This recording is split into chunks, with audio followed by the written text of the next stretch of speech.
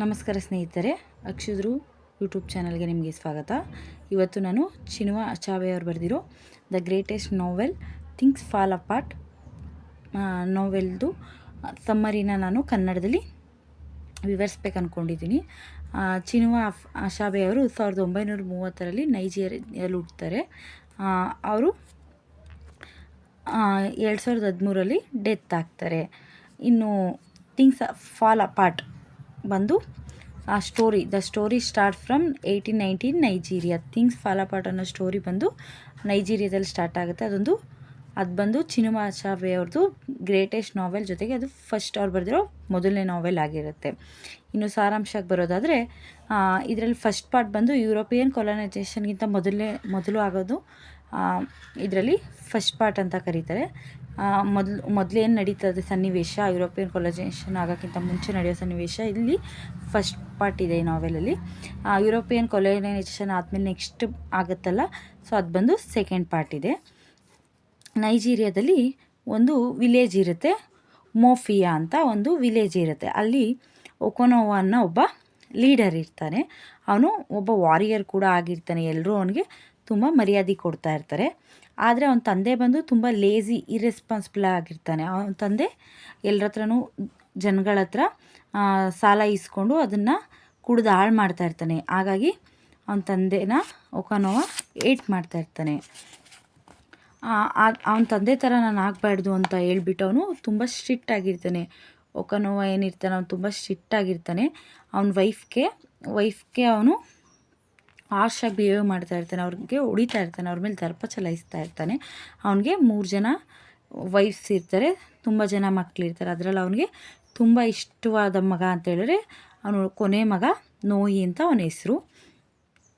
ಅವರ ಪಕ್ಕದೂರಲ್ಲಿ ಒಂದು ಕಮ್ಯುನಿಟಿ ಇರುತ್ತೆ, ಎಂಬಿನೋ ಅಂತ ಒಂದು ಕಮ್ಯುನಿಟಿ ಇರುತ್ತೆ. ಆ ಕಮ್ಯುನಿಟಿ ಜನ ಏನು ಮಾಡಿಬಿಡ್ತಾರೆ, ಒಂದಿನ ಉಮೋಫಿಯೋ ವಿಲೇಜ್ ಒಂದು ಹುಡುಗನ ಸಾಯಿಸ್ಬಿಡ್ತಾರೆ.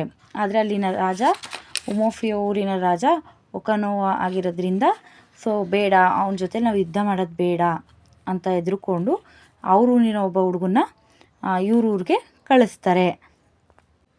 ಅವನ ಹೆಸರು ಬಂದು ಐಕಿಮೆಫ್ಯೂನೋ. ಅವನ್ನ ಒಕೊಂಕೋ ತನ್ನ ಜೊತೆಲೇ ಎತ್ಕೊಂಡು ತನ್ನ ಮಗನ ಥರ ಸಾಕ್ತಾ ಇರ್ತಾನೆ.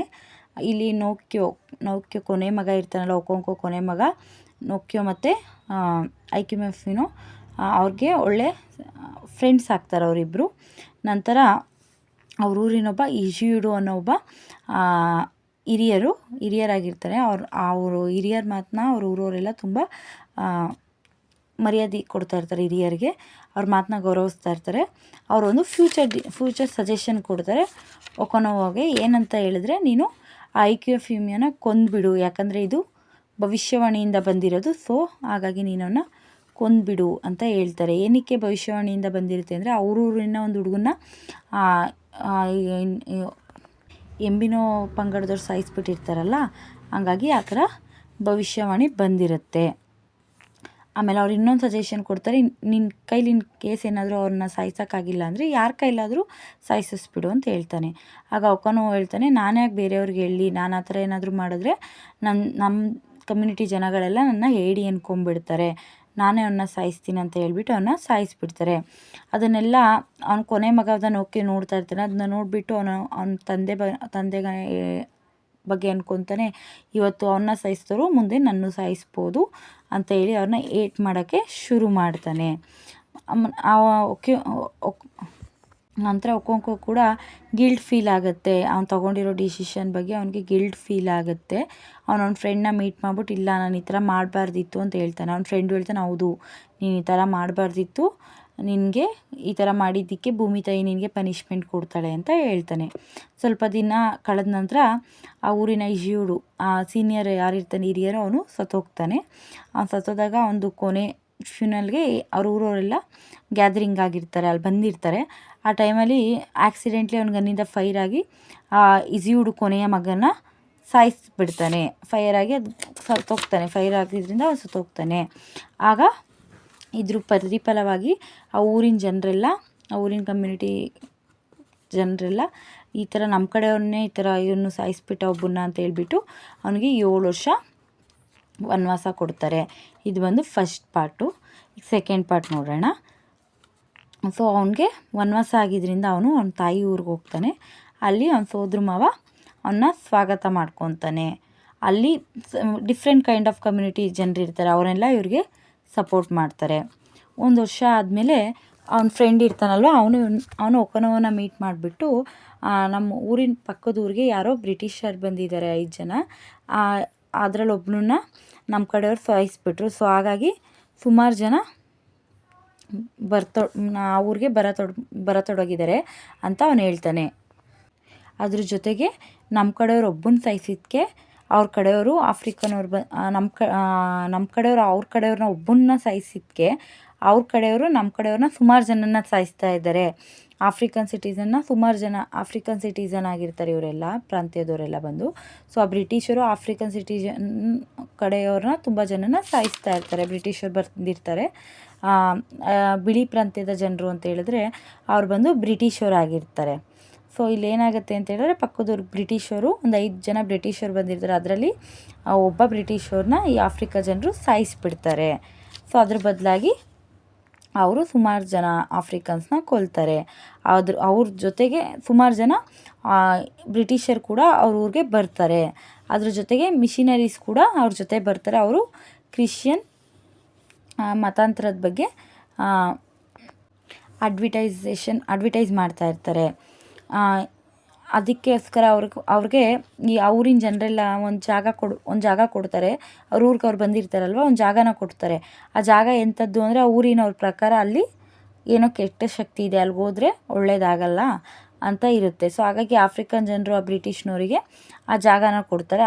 ಅಲ್ಲಿ ಬ್ರಿಟಿಷ್ನವರು ಒಂದು ದೊಡ್ಡ ಚರ್ಚ್ನ ಬಿಲ್ಡ್ ಮಾಡ್ತಾರೆ.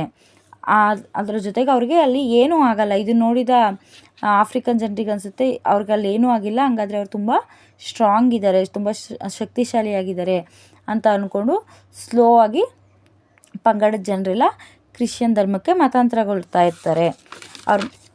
ಆ ಟೈಮಲ್ಲಿ ಇವನು ಉಮೋಫಿಯಾ ಅವನು 7 ವರ್ಷದ್ದು ವನವಾಸ ಮುಗಿದು ಅವ್ರ ಊರಿಗೆ ರಿಟರ್ನ್ ಆಗ್ತಾನೆ. ಅಲ್ಲಿ ಅವನಿಗೆ ತುಂಬ ಬೇಜಾರಾಗುತ್ತೆ, ಯಾಕಂದರೆ ಅವ್ರ ಊರು ತುಂಬ ಚೇಂಜ್ ಆಗಿಬಿಟ್ಟಿರುತ್ತೆ. ಅವ್ನ ಪಂಗಡದ ಜನರೆಲ್ಲ ಕ್ರಿಶ್ಚಿಯನ್ನಾಗಿ ಕನ್ವರ್ಟ್ ಆಗಿಬಿಟ್ಟಿರ್ತಾರೆ. ಆಗ ಅಲ್ಲಿ ಒಂದು ಬ್ರಿಟಿಷರು ಒಂದು ಸ್ಕೂಲ್ನು ಕೂಡ ಸ್ಥಾಪನೆ ಮಾಡಿರ್ತಾರೆ. ಅದ್ರ ಜೊತೆಗೆ ಅವನ ಮಗ ನೋಯಿನೂ ಕೂಡ ಕ್ರಿಶ್ಚಿಯನ್ನಾಗಿ ಕನ್ವರ್ಟ್ ಮಾಡ್ಕೊಂಡು ಅವನ ಹೆಸ್ರೂ ಕೂಡ ಚೇಂಜ್ ಮಾಡಿರ್ತಾರೆ. ಸೊ ಒಂದಿನ ಚೇಂಜ್ ಮಾಡ್ಕೊಂಡಿರ್ತಾನೆ. ಸೊ ಒಂದಿನ ಒಕನೋ ಏನು ಮಾಡ್ತಾನೆ, ಒಂದು ಮೀಟಿಂಗ್ ಮಾಡ್ತಾನೆ, ಒಂದು ಸಭೆ ಮಾಡಬೇಕು ಅಂತ ಹೇಳ್ಬಿಟ್ಟು ಅವ್ರ ಪಂಗಡದ ಜನನೆಲ್ಲ ಕರೀತಾನೆ. ಅಲ್ಲಿಗೆ 5 ಜನ ಬ್ರಿಟಿಷರು ಕೂಡ ಬರ್ತಾರೆ. ಸೊ ಆ ಬ್ರಿಟಿಷರಲ್ಲಿ ಹೆಡ್ಡಾಗಿರೋ ಒಬ್ರನ್ನ ತಲೆನ ಒಕನೋವ ಕಟ್ ಮಾಡಿಬಿಡ್ತಾನೆ. ಸ್ಟಾಪ್ ಮಾಡೋಕ್ಕೆ ಬರ್ತಾರೆ ಮೀಟಿಂಗ್ನ. ಸೊ ಅವನು ಆವಾಗ ಕತ್ತರಿಸ್ಬಿಡ್ತಾನೆ. ಅದನ್ನ ನೋಡಿ 4 ಜನ ಓಡೋಗ್ತಾರೆ. ಬಟ್ ಅವ್ರ ವಿಲೇಜ್ ಜನರು ಏನಿರ್ತಾರೆ, ಅವ್ರ ಹಳ್ಳಿ ಜನರು, ಅವ್ರು ಓಡೋಗ್ತಿದ್ರು. ಆ ಬ್ರಿಟಿಷವ್ರನ್ನ ಯಾರೂ ಇಟ್ಕೊಳ್ಳಲ್ಲ, ಯಾಕಂದರೆ 7 ವರ್ಷದ ಹಿಂದೆ ಅವ್ರು ತುಂಬ ಶಕ್ತಿಶಾಲಿಯಾಗಿರ್ತಾರೆ. ಆ ಊರಿನವರೆಲ್ಲ ತುಂಬ ಧೈರ್ಯವಂತರಾಗಿರ್ತಾರೆ. ಬಟ್ ಇವಾಗ ಅವ್ರ ಶಕ್ತಿನೇ ಇಲ್ವೇನೋ, ಪವರ್ಲೆಸ್ ಆಗಿ ನಿಂತಿರ್ತಾರೆ. ಇದನ್ನ ನೋಡಿ ಒಕನೋವಾಗ ಅನಿಸುತ್ತೆ ನಮ್ಮ ಊರಿನ ಇದು ನಾಶ ಆಗ್ತಾಯಿದೆ, ಅಂತ್ಯ ಆಗ್ತಾಯಿದೆ. ಅದೇನೇ Things Fall Apart. Finally Okonkwo ಕೂಡ ಸೂಸೈಡ್ ಮಾಡ್ಕೊತಾನೆ. Committed with suicide. ಅವನು ಕೂಡ ಕಮಿಟೆಡ್ ಟು ಸೂಸೈಡ್. ಅವನು ಸೂಸೈಡ್ನ ಮಾಡ್ಕೊಂಡ್ಬಿಡ್ತಾನೆ. ಇಷ್ಟೇ ಥಿಂಗ್ಸ್ ಫಾಲ್ ಅಪಾರ್ಟ್ನ ಸಾರಾಂಶ. ನಿಮಗೆ ಈ ಸಾರಾಂಶ ಇಷ್ಟ ಆಗಿದರೆ ಪ್ಲೀಸ್ ನನ್ನ ಚಾನಲ್ನ ಸಬ್ಸ್ಕ್ರೈಬ್ ಮಾಡಿ, ಶೇರ್ ಮಾಡಿ, ಹಾಗೆ ಬೆಲ್ ಬಟನ್ನ ಕ್ಲಿಕ್ ಮಾಡಿ. Thank you.